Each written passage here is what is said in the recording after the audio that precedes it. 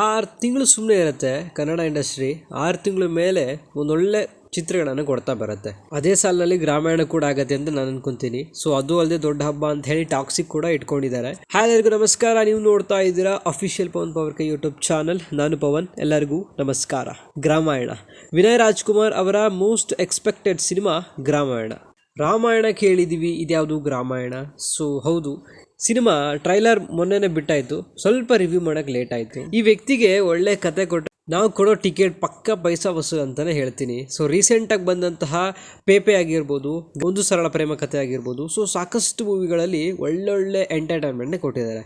ಅದೇ ರೀತಿಯಲ್ಲೇ ಒಂದು ಊರಿನಲ್ಲಿ ನಡೆಯುವಂಥ ಸಂಘರ್ಷವನ್ನು ಗ್ರಾಮಾಯಣ ಜೊತೆ ಹೇಳೋಕ್ಕೆ ಬರ್ತಾ ಇದ್ದಾರೆ. ಒಳ್ಳೊಳ್ಳೆ ಪಾತ್ರಗಳನ್ನು ಹಾಕ್ಕೊಂಡು, ಸೊ ಆ್ಯಕ್ಟರ್ಸ್ಗೆ ಜೀವ ತುಂಬೋ ಒಂದು ಕೆಪಾಸಿಟಿ ಇಲ್ಲಿರೋ ಪ್ರತಿಯೊಬ್ಬ ಆ್ಯಕ್ಟರ್ಸ್ಗೂ ನಾನಿದೆ ಅಂತ ಹೇಳೋಕ್ಕೆ ಇಷ್ಟಪಡ್ತೀನಿ. ದೇಶಪಾಂಡೆ ಅವರು ಐ ಥಿಂಕ್ ಈಗ ಪ್ರತಿಯೊಂದು ಸಿನಿಮಾದಲ್ಲೂ ಕೂಡ ಇಲ್ಲ ಗುರು ನೀವು ಇರಲೇಬೇಕು ಅನ್ನೋ ಹೇಳೋ ಹಾಗೆ ಅವ್ರು ಪ್ರತಿಯೊಂದು ಮೂವಿಲೂ ಇರ್ತಾರೆ. ಸೊ ರೀಸೆಂಟಾಗಿ ಆ ಒಂದು ಸೀತಾರಾಮ್ ಸೆಕೆಂಡ್ ಕೇಸ್ ನೋಡಿದಾಗ ಅವ್ರ ಆ್ಯಕ್ಟಿಂಗ್, ಸೊ ಆ ವ್ಯಕ್ತಿ ಬಗ್ಗೆನೇ ಸಂಪೂರ್ಣ ವಿಡಿಯೋ ಮಾಡ್ತೀನಿ. ಬಟ್ ಈಗ ಗ್ರಾಮಾಯಣದ ಬಗ್ಗೆ ಮಾತಾಡಲೇಬೇಕು.